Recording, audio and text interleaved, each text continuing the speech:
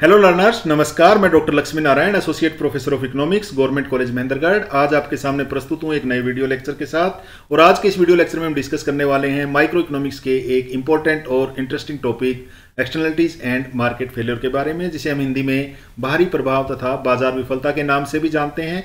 इससे पहले के वीडियो लेक्चर में हमने बाजार विफलता के बारे में डिस्कस किया था और उसके कुछ कारणों को हमने चयनित किया था या कुछ कारणों को हमने आइडेंटिफाई किया था।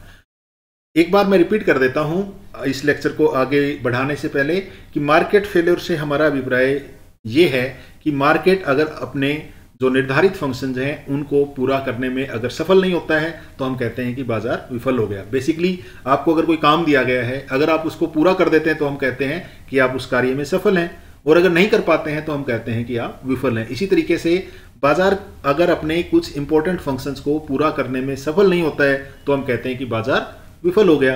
अब बाजार का एक इंपॉर्टेंट फंक्शन जो रोल है बाजार का, वो है कीमत का निर्धारण, यानी मांग की शक्तियां और पूर्ति की शक्तियों के माध्यम से कीमतों का निर्धारण बाजार का एक मुख्य काम है। लेकिन इस कार्य के द्वारा वो दो प्रकार के इंपॉर्टेंट फंक्शन कंप्लीट करता है। एक तो वो सुनिश्चित करता है कि बाजार में एलोकेटिव एफिशिएंसी हो, आवंटनात्मक कुशलता हो। इसका अर्थ ये हुआ कि बाजार के द्वारा उन वस्तुओं का उत्पादन किया जाना चाहिए और उतनी मात्रा में उत्पादन किया जाना चाहिए जितनी समाज को उसकी आवश्यकता है, ना तो उससे कम और ना उससे ज्यादा। तब हम कहते हैं कि बाजार अपने जो एलोकेटिव एफिशिएंसी का जो फंक्शन है उसको पूरा करता है। दूसरा हमने बात की थी प्रोडक्शन एफिशिएंसी की, कि अगर बाजार में जो उत्पादन की प्रक्रिया है वो वहां पर नहीं होती जहां पर न्यूनतम लागत है तो बाजार विफल माना जाएगा। जो बाहरी प्रभाव हैं वो पहले वाली जो एफिशिएंसी है उसको बहुत ज़्यादा इम्पैक्ट करता है, यानी एक्सटर्नलिटीज जो हैं उनके फलस्वरूप एलोकेटिव एफिशिएंसी जो है वो इम्पैक्ट होती है। तो ये एक्सटर्नलिटीज हैं क्या? एक्सटर्नलिटीज के फलस्वरूप जो बाजार का, मैंने कहा कि जो एलोकेटिव फंक्शन है वो डिस्टर्ब होता है, वो एफिशिएंटली परफॉर्म नहीं होता। उसके क्या कारण हैं और कौन कौन सी स्थितियां हैं जिनमें बाजार विफल होता है एक्सटर्नलिटीज के फलस्वरूप, उसको हम आज के इस वीडियो लेक्चर में डिस्कस करने वाले हैं। सबसे पहले हम जानते हैं कि जो बाहरी प्रभाव हैं या एक्सटर्नलिटीज हैं उनसे हमारा क्या अभिप्राय है। जब भी कोई उत्पादन या उपभोग की प्रक्रिया होती है, कोई क्रिया शुरू होती है प्रोडक्शन या कंजम्पशन की, उसके फलस्वरूप कुछ बेनिफिट्स अराइज होते हैं और कुछ कॉस्ट। किन को अराइज होते हैं? जो उस प्रोडक्शन और कंजम्पशन की प्रोसेस के फलस्वरूप मार्केट में पार्टिसिपेट करते हैं, यानी बाजार में जो प्रोडक्शन और जो कंजम्पशन की एक्टिविटीज हैं उनके फलस्वरूप कुछ बेनिफिट्स और कॉस्ट जनरेट होते हैं और वो क्रेताओं और विक्रेताओं को प्राप्त होते हैं। लेकिन कुछ ऐसे बेनिफिट या और कॉस्ट्स हैं जो क्रेताओं और विक्रेताओं को नहीं मिलते, बल्कि किन्हीं दूसरे व्यक्तियों पर पड़ते हैं, स्पिल ओवर होते हैं थर्ड पार्टीज पे। तो हम कहते हैं कि उसके फलस्वरूप एक्सटर्नल इफेक्ट या बाहरी प्रभाव उत्पन्न हुए हैं। तो बाहरी प्रभाव से हमारा यह अभिप्राय है कि अगर प्रोडक्शन और कंजम्पशन की किसी एक्टिविटीज के फलस्वरूप उसके बेनिफिट या कॉस्ट ऐसे व्यक्तियों पे पड़े जो ना तो इमीडिएट बायर हैं और ना ही इमीडिएट सेलर हैं, तो हम कहेंगे कि उसके कुछ एक्सटर्नल बेनिफिट्स या एक्सटर्नल कॉस्ट अराइज हुए हैं। तो ये बेसिकली बाहरी प्रभाव है कि जो बाहर के व्यक्तियों पर पड़ते हैं, यानी जो सौदा कर रहे होते हैं क्रेता और विक्रेता, उनके अलावा किन्हीं तीसरी पार्टी पर पड़ते हैं, इन दोनों के अलावा, तो हम कहते हैं कि वो बाहरी प्रभाव है, वो एक्सटर्नलिटीज हैं। अब ये एक्सटर्नलिटीज को ठीक से समझने के लिए हमें पहले, जैसे मैंने कहा था कि दो क्रेता और विक्रेता, दो व्यक्ति हैं जो बाजार में पार्टिसिपेट करते हैं। अब इन क्रेताओं और विक्रेताओं के जो निजी लाभ और निजी लागत है, पहले हम उनको समझते हैं। तो निजी लाभ देखते हैं, प्राइवेट बेनिफिट। प्राइवेट बेनिफिट क्या है? जब कोई इंडिविजुअल या फर्म किसी ट्रांजैक्शन में आइदर ए बायर और एज ए सेलर इन्वॉल्व होता है, कोई प्राइवेट जो बेनिफिट का मतलब है कोई फर्म या कोई व्यक्ति जो किसी सौदे में डायरेक्ट एज ए बायर और सेलर शामिल होता है और उसके फलस्वरूप उससे बेनिफिट प्राप्त करता है, तो हम कहते हैं वो निजी लाभ हैं। जैसे कि मैंने एक बुक खरीदी तो मैंने मार्केट में एज ए बायर पार्टिसिपेट किया। अब उस बुक के पढ़ने से मुझे कुछ लाभ प्राप्त होंगे, कुछ यूटिलिटी प्राप्त होगी, उसको मैं निजी लाभ कहूंगा, प्राइवेट बेनिफिट कहूंगा। इसके विपरीत जो निजी लागत है जहां हमने प्राइवेट बेनिफिट की बात की कि आइदर बायर और सेलर, यहां पर भी अगर हम किसी एक्टिविटी में इन्वॉल्व होते हैं और उसके फलस्वरूप हमें कुछ कॉस्ट सहन करनी पड़ती है, कुछ लागत सहन करनी पड़ती है, तब हम कहते हैं कि वो हमारी निजी लागत है। जैसे कि अगर कोई फर्म उत्पादन का काम करती है तो उसके फलस्वरूप वो उत्पादन के साधनों को भुगतान करती है, यानी जो उत्पादक है वो खुद के निर्णय करता है, वो लेबर खरीदता है, मशीनें खरीदता है, पूंजी लेता है, उसके फलस्वरूप उसे जो भुगतान करना पड़ता है उसको हम निजी लागत कहते हैं या प्राइवेट कॉस्ट कहते हैं। निजी लाभ और निजी लागत की कंसेप्ट आपको समझनी जरूरी है। जो क्रेता और विक्रेता जब बाजार में शामिल होते हैं तो उनके जो लाभ हैं या और उनकी जो लागतें हैं वो निजी लागत या निजी लाभ कहलाते हैं। इसके विपरीत अगर ये जो क्रेता और विक्रेता हैं, जो बाजार में निर्णय लेने वाले हैं, इनके निर्णयों के फलस्वरूप अगर किन्हीं दूसरे व्यक्तियों के लिए लाभ उत्पन्न हो और उस लाभ के लिए उन दूसरे व्यक्तियों को भुगतान भी ना करना पड़ता हो, तब हम कहते हैं कि एक्सटर्नल बेनिफिट उत्पन्न हुए हैं और ये लाभ जो हैं ये दूसरे व्यक्तियों को मिलेंगे या पूरे समाज को मिलेंगे एज ए होल, दोनों को छोड़ के, जो क्रेता है या विक्रेता है। यानी जब किन्हीं इकोनॉमिक डिसीजन मेकर की एक्टिविटीज के फलस्वरूप ऐसे बेनिफिट अराइज होते हैं जो उन व्यक्तियों को दिए जाते हैं जिनसे उनके बदले में कोई भुगतान नहीं लिया जाता, कोई पेमेंट नहीं ली जाती, कोई कीमत वसूल नहीं की जाती, तो ऐसे बेनिफिट को हम एक्सटर्नल बेनिफिट कहते हैं, बाहरी प्रभाव कहते हैं, बाहरी लाभ कहते हैं। इसी तरीके से अगर जो इंडिविजुअल एजेंट्स कोई डिसीजन लेते हैं उसके फलस्वरूप कुछ ऐसी कॉस्ट उत्पन्न होती हैं जो दूसरे व्यक्तियों को सहन करनी पड़ती हैं और जो व्यक्ति उन पर वो कॉस्ट इंपोज करते हैं उसके फलस्वरूप उन्हें कोई मुआवजा भी नहीं देना पड़ता, उनको उसके बदले में कोई भुगतान भी नहीं करना पड़ता, तो ऐसी कॉस्ट को हम एक्सटर्नल कॉस्ट कहते हैं। कुछ उदाहरणों के द्वारा इसको हम समझने का प्रयास करते हैं। पहले हम बाहरी लाभ को देखते हैं, जैसे कि किसी ने अपने घर के बाहर एक सुंदर बगीचा लगाया हुआ है और उसमें से अच्छी खुशबू वाले फूल उसमें लगे हुए हैं, तो कोई व्यक्ति अगर सामने से गुजरता है तो उसको वो एक तो आंखों को अच्छा लगेगा, उसको सुंदरता के दर्शन होंगे, दूसरा उसको अच्छी खुशबू आएगी, तो उसको कुछ बेनिफिट हुए। या इससे और अच्छा एग्जाम्पल हम देख सकते हैं, अगर किसी ने अपने घर के बाहर लाइट लगा रखी है तो उसके फलस्वरूप गली में उजाला रहेगा और आने जाने वाले व्यक्तियों को भी उसका लाभ होगा। तो ऐसे बेनिफिट जिनके लिए आने जाने वाले व्यक्ति जो गली से गुजरने वाले हैं उनको कोई भुगतान नहीं करना पड़ा, तो वो एक्सटर्नल बेनिफिट हो जाएंगे। इसके विपरीत जो एक्सटर्नल कॉस्ट हैं, जैसे कि कोई ईंट भट्टे का भट्टा है, ईंट बनाने का भट्टा है, तो उसके फलस्वरूप आप देखते हो बहुत सारा धुआं निकलता है। एक पिक्चर मैंने जो टाइटल स्लाइड थी उसमें लगाई थी जिसमें से बहुत सारा धुआं पर्यावरण में जा रहा है। तो उसके कारण क्या होता है कि लोगों के जो आसपास के लोग हैं उनको सांस की बीमारियां होंगी, तो उनके स्वास्थ्य का खर्चा बढ़ जाएगा। अगर वो बाहर कपड़े सुखाते हैं तो कपड़े ज़्यादा जल्दी मैले होंगे, उनका साबुन का या धुलाई का खर्चा बढ़ जाएगा।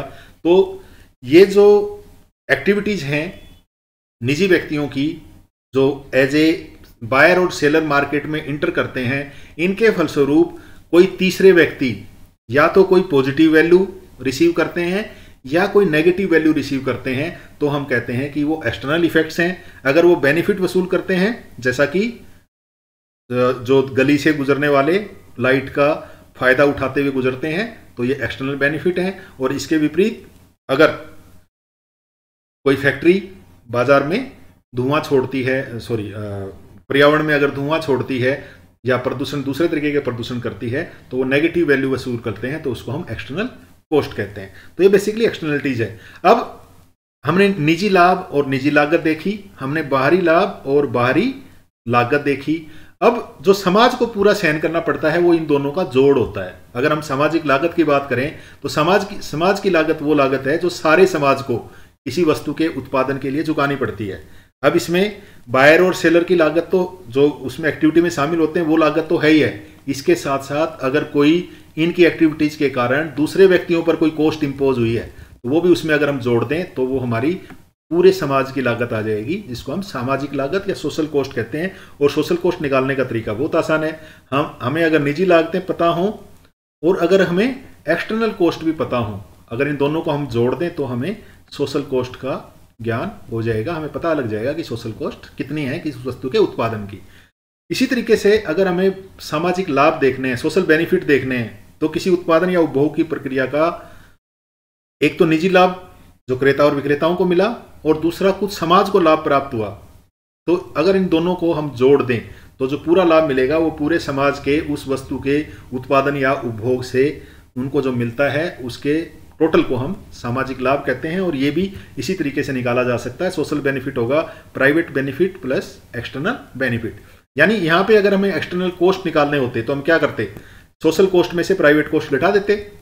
इसी तरीके से अगर हमें एक्सटर्नल बेनिफिट प्राप्त करने पता लगाने होते और सोशल बेनिफिट पता होते तो social benefit minus private benefit. इस तरीके से हम समझ सकते हैं जो हमने कंसेप्ट समझी, निजी लागत, निजी लाभ, बाहरी लागत, बाहरी लाभ, सामाजिक लागत और सामाजिक लाभ, ये 6 कंसेप्ट हमने डिस्कस की।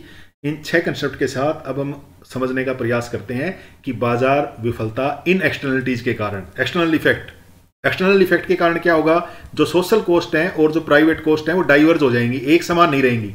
यानी सोशल कॉस्ट अलग होंगी और प्राइवेट कॉस्ट अलग होंगी। बेसिकली जो एक्सटर्नलिटीज हैं या एक्सटर्नल इफेक्ट हैं उनके फलस्वरूप सोशल कॉस्ट और प्राइवेट कॉस्ट या सोशल बेनिफिट और प्राइवेट बेनिफिट में डाइवर्जेंस आ जाएगी। वो दोनों एक दूसरे से अलग अलग होंगी। उनके अलग होने का कारण ये बाहरी प्रभाव है और जिसके फलस्वरूप बाजार विफल होता है। चलिए अब समझते हैं कि बाजार किस तरीके से विफल होता है। बाजार की विफलता को समझने के लिए हम जो हमारा जाना पहचाना डायग्राम है डिमांड कर्व और सप्लाई कर्व को समझने का प्रयास करते हैं। ये डिमांड कर्व है। बेसिकली डिमांड कर्व किस मान्यता पे बनाया जाता है, जैसे अगर आप ध्यान से देखेंगे तो ये जो डिमांड कर्व है ये हमें ये बताता है कि किसी वस्तु की अगर इतनी कीमत हो, अगर मैं यहाँ ये वाली जो अगर कीमत हो तो उस वस्तु को की इतनी इकाइयों का उपभोक्ता उपभोग करेंगे। इसका अर्थ क्या हुआ कि जब भी कोई उपभोक्ता किसी वस्तुओं को खरीदता है तो वो मुद्रा का भुगतान करता है।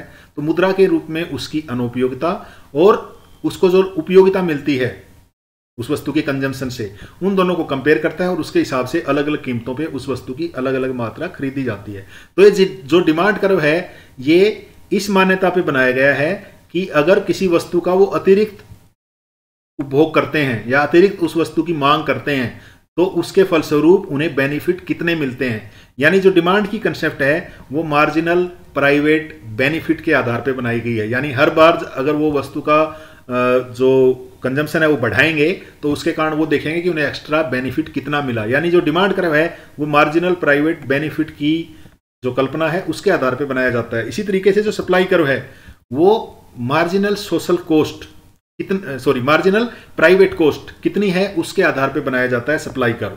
अब ये जो दोनों कर्व हैं डिमांड और सप्लाई कर्व, इनके द्वारा कीमतों का निर्धारण बाजार तंत्र करता है। ये मार्केट का काम है इन कीमतों को निर्धारण करना। जैसा कि मैंने बताया कि ये जो डिमांड और सप्लाई कर्व हैं ये मार्जिनल प्राइवेट बेनिफिट और मार्जिनल प्राइवेट कॉस्ट के आधार पे बनाए गए हैं। ठीक है, इसके फलस्वरूप जो निजी व्यक्ति हैं वो केवल मांग करते समय केवल अपने उपयोगिता या अपने बेनिफिट्स को देखते हैं और इसी तरीके से जो पूर्ति करने वाले हैं वो केवल अपनी लागत जो उन्हें सहन करनी पड़ती है खुद के निर्णयों के कारण उसको शामिल करते हैं। इन दोनों के इंटरेक्शन पे मार्केट जो है वो प्राइस और क्वांटिटी को डिटरमाइन करती है। ये मार्केट का मेन काम है कि वो प्राइस और क्वांटिटी डिटरमाइन कर देगी। किन बेसिस पे? डिमांड कर्व के बेसिस पे और सप्लाई के बेसिस पे। लेकिन ये जो डिमांड और सप्लाई कर्व है ये बेसिकली अगर जो उत्पादक है उसने उस एक्सटर्नल कॉस्ट इंपोज किए हैं तो वो उसको इसमें शामिल नहीं करता क्योंकि उसके बदले में इसे भुगतान नहीं करना पड़ता। तो इस कंडीशन में जो मार्केट एंड सप्लाई कर्व हैं वो एक आउटकम हमें बना के देंगे जो पी मार्केट प्राइस पे ओक्यू क्वांटिटी जो है वो बाजार में बेची जाएगी, इतनी ही जो कंज्यूम की जाएगी। दोनों कंजम्पशन और प्रोडक्शन की मात्रा एक समान होगी जिसको हम कहते हैं इक्विलिब्रियम की कंडीशन हो गई, इक्विलिब्रियम क्वांटिटी हो गई। जैसा कि मैंने बताया था कि जैसे हम एमपीसी लिया है यहाँ पे हमने, तो अगर ये एमपीसी और जो सोशल मार्जिनल सोशल कॉस्ट बराबर हों तब तो ये सप्लाई कर्व सही इंफॉर्मेशन को रिप्रेजेंटेटिव करेगा। ध्यान रखना पिछले वीडियो लेक्चर में मैंने कहा था डिमांड और सप्लाई कर्व में बहुत सारी इंफॉर्मेशन होती हैं। अब यहाँ जो ये सप्लाई कर्व है इसमें इंफॉर्मेशन केवल प्राइवेट कॉस्ट की है और उसके फलस्वरूप लेकिन कॉस्ट ऑफ प्रोडक्शन में केवल प्राइवेट कॉस्ट नहीं होती। प्राइवेट कॉस्ट तो हमें पता है material, energy, labour, plant, equipment और अदर ओवरहेड्स हैं, लेकिन इसके साथ साथ इस उत्पादन की प्रक्रिया के फलस्वरूप समाज को कुछ नुकसान सहना पड़ता है क्योंकि उस प्रक्रिया के फलस्वरूप कुछ प्रदूषक निकलेंगे, कुछ व्यर्थ पदार्थ निकलेंगे, कुछ पर्यावरण में जाएगा जो कि खतरनाक है स्वास्थ्य के लिए, तो ये लागतें भी समाज को सहन करनी पड़ती हैं। लेकिन ये सप्लाई करो इन इन्फॉर्मेशन को नहीं लेता है। इसी के कारण कहते हैं क्योंकि सप्लाई करो में पूरी इन्फॉर्मेशन नहीं है और ना ही डिमांड करो में, तो वो बाजार विफल होने के चांसेस होते हैं या वो बाजार विफल होता है। ये बेसिकली इस जानकारी के साथ ये डायग्राम हम बहुत बार बनाएंगे, तो ये मेरे हिसाब से इसकी अंडरस्टैंडिंग आपकी पूरी है। अगर ये दोनों एमपीसी और एमएससी या एमपीबी और एमएसबी एक दूसरे के बराबर हों, तब जो बाजार अपने फंक्शन है, दोनों फंक्शन, खासकर जो पहला फंक्शन है एलोकेटिव एफिशिएंसी, वो एफिशिएंटली परफॉर्म करेगा। यानी इतनी क्वांटिटी अगर उत्पादित होगी तो वो सोशली ऑप्टिमम होगी अगर एमपीबी और एमएसबी या और एमपीसी और एमएससी एक दूसरे के बराबर हों। तो अब क्या बराबर होते हैं? हमने कहा कि ये बराबर नहीं होंगे अगर एक्सटर्नल इफेक्ट होंगे। तो बताया था ना, हमने पीछे डिस्कस किया था कि इन दोनों में डाइवर्जेंस आता है एक्सटर्नल इफेक्ट के कारण। तो अब हम देखते हैं कि एक्सटर्नल इफेक्ट कौन कौन से हो सकते हैं, कौन कौन से एक्सटर्नल इफेक्ट होते हैं। जैसा कि हम जानते हैं एक्सटर्नल इफेक्ट प्रोडक्शन के हो सकते हैं और कंजम्पशन के टाइम पे। अब ये ध्यान रखना, जो प्रोडक्शन के समय, उत्पादन के समय जो एक्सटर्नलिटीज हैं वो नेगेटिव भी हो सकती हैं और पॉजिटिव भी हो सकती हैं। यानी उत्पादन प्रक्रिया के फलस्वरूप जो दूसरे व्यक्ति वैल्यू रिसीव करते हैं वो नेगेटिव वैल्यू भी रिसीव कर सकते हैं और वो पॉजिटिव वैल्यू भी रिसीव कर सकते हैं। अब ये ध्यान रखना, जब भी हम प्रोडक्शन के बाहरी प्रभाव या एक्सटर्नल इफेक्ट्स देखेंगे तो उनके फलस्वरूप जो मार्जिन, ये जो सप्लाई कर्व है वो इम्पैक्टेड होगा। यानी सप्लाई कर्व अगर मान लो नेगेटिव एक्सटर्नलिटीज हैं प्रोडक्शन की और सप्लाई कर्व हमारा मार्जिनल प्राइवेट कॉस्ट के आधार पे बनाया गया है, तो इसका मतलब ये नेगेटिव एक्सटर्नलिटीज की वैल्यूज हैं वो अपने में शामिल नहीं करता है, कुछ इंफॉर्मेशन इसमें छुटी हुई है। ठीक है, अब ये अगर इंफॉर्मेशन को हम शामिल करेंगे, मान लो ये नेगेटिव एक्सटर्नलिटीज को हम शामिल करते तो इसके कारण क्या होता कि जो समाज की लागत है वो इससे ज्यादा होती। इसका मतलब हमारा सप्लाई कर्व जो है वो इस साइड में होता, यानी पहले वाली कीमत पर हम कम सामान बेचने को उत्पादक तैयार होते अगर वो नेगेटिव एक्सटर्नलिटीज को शामिल कर लेते। इसका अर्थ ये हुआ कि उनकी कॉस्ट में अगर ये भी जुड़ जाती तो ये कर्व इस साइड में होता। इसी तरीके से अगर वो पॉजिटिव एक्सटर्नलिटीज फर्म को इंपोज होती तो उस कंडीशन में हमारा सप्लाई कर्व यहाँ हो जाना चाहिए था। ये ध्यान रखना, प्रोडक्शन की एक्सटर्नलिटीज के कारण सप्लाई कर्व इंपैक्टेड होता है। सप्लाई कर्व शिफ्ट होगा लेफ्ट या राइट में, अगर नेगेटिव है तो लेफ्ट में शिफ्ट होगा, पॉजिटिव है तो राइट में शिफ्ट होगा। इसी तरीके से उपभोग की भी नेगेटिव एक्सटर्नलिटीज और पॉजिटिव एक्सटर्नलिटीज हो सकती हैं। तो ये जो डिमांड कर्व है ये हमने बनाया हुआ है मार्जिनल प्राइवेट बेनिफिट के आधार पे। अगर इसमें हम नेगेटिव एक्सटर्नलिटीज शामिल करें, नेगेटिव एक्सटर्नलिटी अगर शामिल होती तो ये कर्व वास्तव में कहीं लेफ्ट में होता। अगर पूरी इंफॉर्मेशन इसमें जो समाज को होने वाले दूसरी जो अगर हानियां हैं वो भी अगर जुड़ जाती तो ये सप्लाई करो, डिमांड करो हमारा इधर होना था, और अगर पॉजिटिव एक्सटर्नलिटीज होंगी तो हमारा डिमांड करो इधर होगा। यहाँ से आपको एक बात समझनी जरूरी है, आगे के एग्जाम्पल्स में जब हम नेगेटिव एक्सटर्नलिटीज और प्रोडक्शन की बात करेंगे तो सप्लाई कर्व लेफ्ट या राइट में शिफ्ट होगा। अगर नेगेटिव है तो ये लेफ्ट में शिफ्ट होगा और पॉजिटिव है तो राइट में शिफ्ट होगा। इसी तरीके से अगर कंजम्पशन की एक्सटर्नलिटीज हैं, अगर नेगेटिव है तो ये लेफ्ट में शिफ्ट होगा और पॉजिटिव है तो राइट में शिफ्ट होगा। अब आइए हम एक एक को डिस्कस करते हैं। 4 केसेस हमने लिए हैं, negative externalities of production, positive externalities of production, negative externalities of consumption और पॉजिटिव एक्सटर्नलिटीज ऑफ कंजम्पशन। चलिए शुरू करते हैं और सबसे पहले को देखते हैं, वो है हमारी नेगेटिव एक्सटर्नलिटीज ऑफ प्रोडक्शन, यानी उत्पादन के ऋणात्मक बाहरी प्रभाव। चलिए शुरू करते हैं। ये डायग्राम हम बार बार यूज करेंगे और बार बार मैं इसको एक्सप्लेन नहीं करूंगा क्योंकि हम उत्पादन के ले रहे हैं, तो हमने ये मान लिया है कि जो हमारी एमपीबी और एमएसबी है एक दूसरे के बराबर है। ये जाना पहचाना डायग्राम है और बहुत बार यूज होगा, इसको आप अपने दिमाग में अच्छे से बैठा लीजिए। इसको बार बार हम डिस्कस नहीं करेंगे, हम केवल इफेक्ट को देखेंगे। अब क्या है, प्रोडक्शन की नेगेटिव एक्सटर्नलिटीज है। इसका मतलब क्या होता है? इसका मतलब ये है कि जो हमारी निजी लागतें हैं उनकी अपेक्षा समाज को कुछ लागतें अधिक चुकानी पड़ती हैं। इसका मतलब कुछ एक्सटर्नल कॉस्ट इंपोज हुई हैं। एक्सटर्नल कॉस्ट इंपोज हुई ना, तभी तो हमारी मार्जिनल सोशल कॉस्ट है वो ज्यादा होगी मार्जिनल प्राइवेट कॉस्ट से, उत्पादन की प्रक्रिया के फलस्वरूप। तो इसका मतलब एमपीसी कर्व क्या होगा, ये हमारा एमपीसी कर्व जो है वो लेफ्ट में शिफ्ट हो जाएगा। और कितना शिफ्ट होगा वो डिपेंड करता है कि एक्सटर्नल कॉस्ट कितनी इंपोज हुई है। जैसे कि मान लो प्रदूषण है, उस प्रदूषण के कारण एक्सटर्नल कॉस्ट कितनी इंपोज हुई, अगर ये इस एरिया के बराबर अगर इंपोज हुई है तो इतनी जो है हमारी कॉस्ट इस कॉस्ट में जुड़ जाएगी।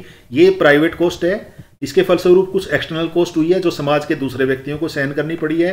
पूरे समाज की जो कॉस्ट होगी वो इस जो नए सप्लाई कर्व में आएगी, और वो आपका रेड लाइन से जो सप्लाई कर्व दिखाया गया है यहाँ है। ठीक है, इस तरीके से हम नेगेटिव एक्सटर्नलिटीज ऑफ प्रोडक्शन को देख सकते हैं।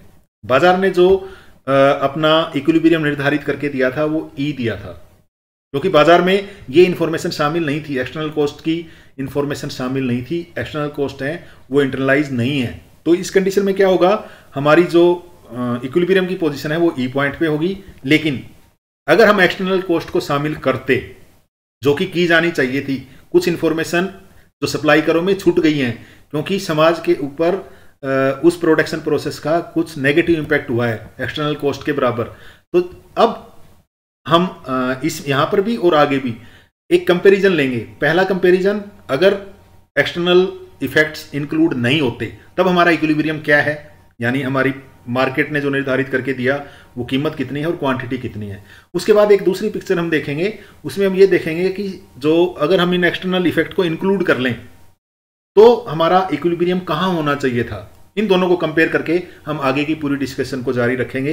तो यहाँ पे हमने अगर हम देखेंगे तो जो नया इक्विलिब्रियम होगा वो एफ पॉइंट पे होगा, यानी अगर ये इंफॉर्मेशन शामिल हो जाती एक्सटर्नल कॉस्ट ऑफ प्रोडक्शन, जो कि होनी चाहिए थी क्योंकि समाज को उसका नुकसान हुआ है, तो हमारा जो सोशल ऑप्टिमम पॉइंट है वो एफ पॉइंट पे होना चाहिए। समाज की दृष्टि से हमारा इक्विलिब्रियम एफ बिंदु पर होना चाहिए था। अगर एफ बिंदु पर उत्पादन होता तो उत्पादन की मात्रा ओ क्यू ऑप्टिमम ये वाली होती, और प्राइस जो है वो ओ पी ऑप्टिमम इतना होता, यानी प्राइस ज्यादा होता और क्वांटिटी कम होती जो मार्केट ने हमें डिटरमाइन करके दिया। इसका मतलब अगर उपभोग की उत्पादन के ऋणात्मक बाहरी प्रभाव हैं तो उस कंडीशन में बाजार ने जो उत्पादन की मात्रा हमें एलोकेट की वो ओ क्यू एलोकेट की, लेकिन एफिशिएंट एलोकेशन कहाँ होता, एफिशिएंट एलोकेशन होता ओ क्यू ऑप्टिमम पे, यहाँ होता ओ क्यू ऑप्टिमम पे होता, इतना होता। इसका मतलब कि बाजार ने हमें जो क्वांटिटी निर्धारित करके दी वो ओवर प्रोडक्शन है, यानी ज्यादा मात्रा में जितना चाहिए था उससे ज्यादा हमें एलोकेट किया। तो जो एलोकेशन है वो एफिशिएंट नहीं है, क्योंकि जो ऑप्टिमम क्वांटिटी है वो छोटी है इक्विलिब्रियम क्वांटिटी से, यानी उत्पादन कम होना चाहिए था, कीमत ज्यादा रखी जानी चाहिए थी। इसको आप दूसरी तरीके से भी समझ सकते हैं कि अगर उत्पादक जो उत्पादन कर रहा है, जैसे मैंने प्रदूषण का एग्जाम्पल दिया, प्रदूषण करने वाला जो लोगों के स्वास्थ्य पर प्रभाव पड़ता है उसको शामिल नहीं करता है। अगर वो शामिल करता तो वो अपनी कॉस्ट में उसको ऐड करता, कॉस्ट में ऐड करता तो ये एमपीसी कर्व जो है ये अपने आप शिफ्ट हो जाता। लेकिन क्योंकि उसने कॉस्ट वो इंक्लूड नहीं की तो इसलिए हमने एमएससी में उसको शामिल किया और नया पॉइंट हमारा एफ है। इसका मतलब समाज के दृष्टिकोण से जो इष्टतम पॉइंट है, यानी जो एलोकेटिव एफिशिएंसी जो है एफ पॉइंट पे होनी चाहिए थी, इसका मतलब प्रोडक्शन को कम होना चाहिए था, लेकिन वास्तव में ये जरूरत से ज्यादा है, कीमतें कम हैं, वो भी ज्यादा होनी चाहिए थी। अब हम आते हैं, ये हमने नेगेटिव एक्सटर्नलिटीज ऑफ प्रोडक्शन देखी। अब हम पॉजिटिव एक्सटर्नलिटीज ऑफ प्रोडक्शन देखते हैं। ये डायग्राम वही है जो हमने अभी तक डिस्कस करते आए हैं, इसमें कोई चेंज नहीं है। अब हम पॉजिटिव एक्सटर्नलिटीज ऑफ प्रोडक्शन को इंट्रोड्यूस करेंगे, और जैसा कि मैंने बताया था जब पॉजिटिव एक्सटर्नलिटीज होंगी तो एमपीसी कर्व जो है राइट में शिफ्ट होगा। तो ठीक है, पॉजिटिव एक्सटर्नलिटीज का मतलब क्या है कि उत्पादन प्रक्रिया के फलस्वरूप जो निजी लागत है उसके फलस्वरूप समाज के कुछ व्यक्तियों को कुछ लाभ प्राप्त हुआ है, जिसके फलस्वरूप जो समाज की लागत है वो कम होगी, वो लाभ इसमें से घट जाएंगे, एक्सटर्नल बेनिफिट इसमें से घट जाएंगे, यानी एमपीसी हमारा ज्यादा होगा और एमएससी हमारा कम होगा। यानी जो सीमांत निजी लागत है वो ज्यादा होगी और सीमांत सामाजिक लागत है, सीमांत निजी लागत ज्यादा होगी और सीमांत सामाजिक लागत हमारी कम होगी एक्सटर्नल बेनिफिट्स के कारण। इसका उदाहरण आप देख सकते हैं, जैसे मधुमक्खी है या फ्री सॉफ्टवेयर है जो हम यूज करते हैं। मधुमक्खी या जो शहद का उत्पादन है, जो बी कीपिंग का जो धंधा करता है, जो व्यवसाय करता है, वो कुछ खर्च करता है, कुछ बॉक्स बनाता है, कुछ दूसरे खर्चे करता है, वो जो छत्ता है वो लेके आता है, उसमें शहद निकालने का तरीका के लिए मशीनें होती हैं वो लेके आता है, वो अपना सेटअप करता है, लेकिन और उत्पादन की प्रक्रिया शुरू करता है। तो वो अपने जो कॉस्ट हैं उनमें केवल उन कॉस्टों को शामिल करता है, लेकिन उसके कारण क्या होता है, अगर मान लो उसने एक सरसों के खेत के अंदर अपना बी कीपिंग का फार्म लगा रखा है, तो उसके फलस्वरूप जो मधुमक्खियां हैं वो सरसों के जो फूल हैं उन पर बैठेंगी और इनके कारण एक, जैसे हमने बॉटनी में डिस्कस किया हुआ है, अपनी पोलिनेशन की प्रक्रिया है, जिसके फलस्वरूप जो फसल का उत्पादन है वो बढ़ जाता है। तो इसका मतलब समाज को कुछ लाभ हुआ, तो समाज की जो लागत है उस लाभ के बराबर कम हो जाएगी, और इस कंडीशन में जो हमारी एमएससी है वो कम होगी और एमपीसी हमारा ज़्यादा होगा इन एक्सटर्नल बेनिफिट्स के कारण। अगर ये एक्सटर्नल बेनिफिट इंक्लूड हो जाते तो हमारा जो मार्जिनल सोशल कॉस्ट का कर्व आता वो इस रेड लाइन के द्वारा जो दिखाया ये वाला आता।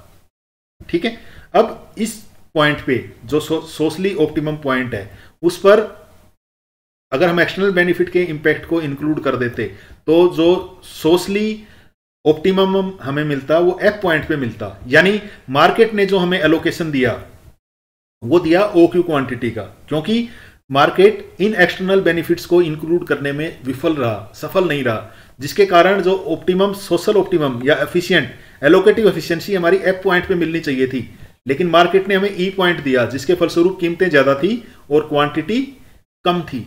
लेकिन अगर मार्केट इन एक्सटर्नल बेनिफिट्स को कैप्चर करती, इसके इंपैक्ट को कैप्चर करती, तो उस कंडीशन में अप कंडीशन पे होते और जिसके कारण कीमतें कम होती और उत्पादन की मात्रा ज्यादा होती। यहां पे हमें होना चाहिए था, लेकिन बाजार ने जो क्वांटिटी डिसाइड करके दी वो ऑप्टिमम क्वांटिटी से कम डिसाइड करके दी, बाजार ने जो प्राइस डिसाइड करके दिए वो ऑप्टिमम क्वांटिटी से ज़्यादा डिसाइड करके दिए। इसका अर्थ ये हुआ कि बाजार जो है वो अंडर प्रोडक्शन करता है,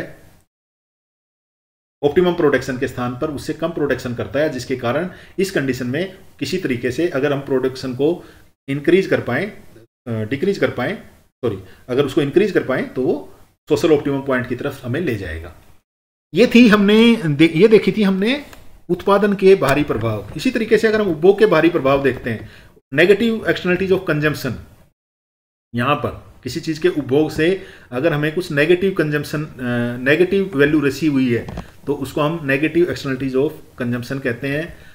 इस अवस्था में जो उपभोग के सामाजिक लाभ हैं वो निजी लाभों से कम होंगे, यानी समाज को जो लाभ मिलेंगे वो कम मिलेंगे और निजी लाभ जो है वो ज्यादा होंगे। ठीक है, ये कंडीशन कब आएगी? जैसे धूम्रपान है, कोई स्मोकिंग करता है या कोई बहुत तेजी से म्यूजिक बजाता है या कोई अल्कोहल का सेवन करता है, उसके कारण समाज को कुछ ना कुछ हानि होती है। जैसे कि जो धूम्रपान करने वाला है वो जो अपनी डिमांड रखेगा वो अपने मार्जिनल प्राइवेट बेनिफिट के आधार पर निर्धारित करेगा और वो उसका डिमांड कर्व होगा, लेकिन उसके कारण समाज को कुछ नुकसान होता है। अगर वो नुकसान इस जो स्मोकिंग करने वाले को सहन करना पड़ता तो उस कंडीशन में जो हमारा डिमांड कर्व है वो लेफ्ट में कहीं पे होता। ठीक है, अगर वो एक्सटर्नल कॉस्ट उसको सहन करने पड़ते तो यहां कहीं होता, एमएसबी हमारा यहां होना चाहिए था। ठीक है, अब हम फिर से वही पिक्चर देखते हैं कि एक तो बाजार ने जो दिया और दूसरा एक्सटर्नल इफेक्ट के बाद। यहाँ एक्सटर्नल इफेक्ट क्या है? यहाँ एक्सटर्नल इफेक्ट है उपभोग के ऋणात्मक बाहरी प्रभाव, जो हमने अभी अभी देखे थे। अगर इनको हम इंक्लूड करते हैं तो हमारा जो डिमांड कर्व है वो एमएसबी, ये वाला डिमांड कर्व होगा, और इस कंडीशन में जो हमारा सोशल ऑप्टिमम इक्विलिब्रियम है वो एफ पॉइंट पे होगा, और इस एफ पॉइंट पे जो सोशली ऑप्टिमम एलोकेटिव एफिशिएंसी होनी चाहिए थी वो ओ क्यू क्वांटिटी इसका प्रोडक्शन होना चाहिए था, यानी स्मोकिंग वाले को इतनी मात्रा में स्मोकिंग करनी चाहिए थी ओ क्यू मात्रा में, अगर उसको एक्सटर्नल कॉस्ट सहन करने पड़ते तो। लेकिन वास्तव में वो स्मोकिंग करता है ओ क्यू मार्केट इतनी मात्रा में। इसका मतलब ये हुआ कि उस वस्तु का ओवर कंजम्पशन हो रहा है, ओवर कंजम्पशन की स्थिति हो गई है, ओवर कंजम्पशन या ओवर प्रोडक्शन की स्थिति है। किसके कारण? क्योंकि एक्सटर्नल कॉस्ट ऑफ कंजम्पशन थे वो मार्केट अपने में शामिल नहीं कर पाया, जिसके कारण बाजार विफल हो जाएगा। क्योंकि बाजार हमें ई पॉइंट पर लेके जाता है लेकिन वास्तव में एलोकेटिव एफिशिएंसी एफ पॉइंट पे है, तो इसका मतलब एलोकेटिव एफिशिएंसी का जो फंक्शन है वो बाजार पूरा नहीं करता है, जिसके कारण बाजार है वो विफल हो जाएंगे। क्योंकि ऑप्टिमम क्वांटिटी जो है it is smaller than equilibrium quantity, इसलिए इसके प्रोडक्शन और कंजम्पशन को रिड्यूस करने की जरूरत है। अब आते हैं हम एक जो लास्ट वाला है वो है हमारा उपभोग के धनात्मक या पॉजिटिव एक्सटर्नलिटीज ऑफ कंजम्पशन। उपभोग के निजी लाभों से सामाजिक लाभ अधिक होते हैं, यानी अगर हम किसी चीज का उपभोग करते हैं, खासकर मेरिट गुड्स की हम बात करते हैं, जैसे कि एजुकेशन है, शिक्षा ग्रहण करते हैं हम। इसी तरीके से टीकाकरण है, अगर हमने किसी छुआछूत वाली बीमारी जैसे कि मिजल्स है या पोलियो है, उन बीमारियों से अगर हम टीकाकरण लेते हैं तो उसका लाभ केवल हमें नहीं होता, पूरे समाज को होता है। या कोई एजुकेशन अगर रिसीव करता है, तो एजुकेशन की डिमांड करता है तो वो केवल अपने बेनिफिट देखता है, कि एजुकेशन रिसीव करके उसको कौन कौन से बेनिफिट मिलेंगे, लेकिन हमें पता है कि जब वो कोई बंदा एजुकेशन रिसीव करता है तो उसके लाभ पूरे समाज को होते हैं। इसका अर्थ ये हुआ कि जो बेनिफिट डिसीजन मेकर जो है, यानी जो परचेजर है, एजुकेशन को जो परचेज कर रहा है, जो डिमांड कर रहा है, वो जो बेनिफिट समझता है वास्तव में बेनिफिट उससे ज़्यादा होते हैं। तो इस कंडीशन में हमारा सोशल बेनिफिट का जो कर्व आएगा, मार्जिनल सोशल बेनिफिट का कर्व आएगा, वो ये वाला आएगा, क्योंकि यहाँ पे कुछ एक्सटर्नल बेनिफिट हमें मिले। इसको बेनिफिट कर लीजिएगा, एक्सटर्नल बेनिफिट्स मिले हैं, तो ये हमारा ई बी के बराबर हो जाएगा। और इस कंडीशन में हमारा नया जो डिमांड कर्व होगा वो MSB के द्वारा दिखाया जाएगा। यहाँ पर फिर से हम पिक्चर को कंपेयर करते हैं, एक तो एक्सटर्नल कॉस्ट को इंक्लूड किए बिना और एक एक्सटर्नल बेनिफिट को इंक्लूड किए बिना, एक एक्सटर्नल बेनिफिट को इंक्लूड करते हुए। तो F जो है वो हमारा सोशली ऑप्टिमम पॉइंट है, यानी समाज के रूप से अगर वो बेनिफिट इंक्लूड हो जाते तो हम यहाँ होना चाहिए था, हमें यहाँ प्रोडक्शन करना चाहिए था, F बिंदु पर होने चाहिए थे, लेकिन हमें बाजार हमें कहाँ लेके गया, F बिंदु पे। इसका मतलब जो शिक्षा है या जो हमने वैक्सीनेशन की बात की, वो हमें जो एलोकेशन किया उसने वो सही नहीं किया। अगर सही एलोकेशन करता तो हमें एजुकेशन ज़्यादा मात्रा में रिसीव करनी चाहिए थी, इतनी मात्रा में रिसीव करनी चाहिए थी। मेरिट गुड्स है ना, तो मेरिट गुड हमें ज़्यादा मात्रा में लेनी चाहिए थी, लेकिन बाजार हमें उससे कम प्रोवाइड करता है।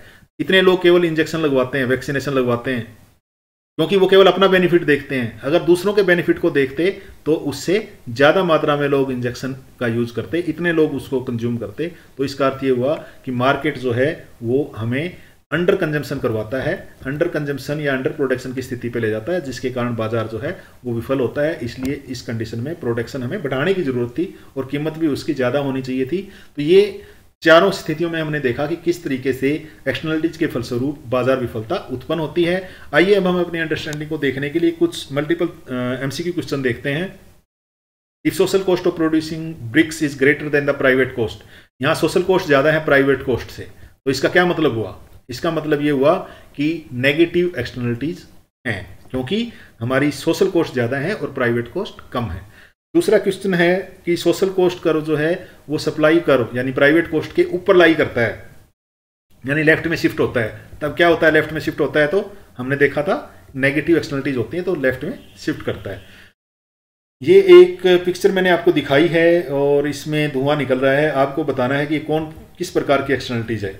ये पहले तो हम कह सकते हैं कि प्रोडक्शन की एक्सटर्नलिटीज है, नेगेटिव है या पॉजिटिव है। नेगेटिव है तो सही आंसर होगा इसका सी।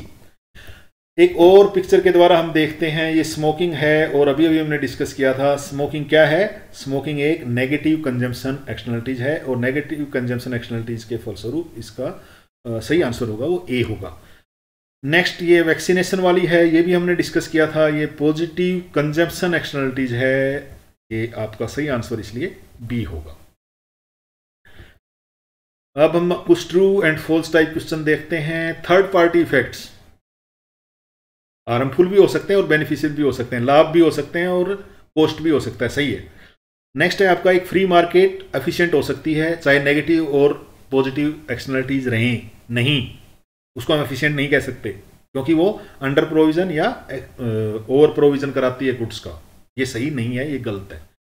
इसके बाद अगर स्टील का प्रोडक्शन नेगेटिव एक्सटर्नलिटीज के करता है तो उसके कारण मार्केट जो प्राइस जनरेट करेगी वो कम होगा, क्योंकि अगर वो कॉस्ट ऐड हो जाएंगी तो मार्केट प्राइस ज़्यादा होना चाहिए था, ये हमारा सही है। तो आज के इस वीडियो लेक्चर में इतना ही। आपके धैर्यपूर्वक सुनने के लिए धन्यवाद। Thank you.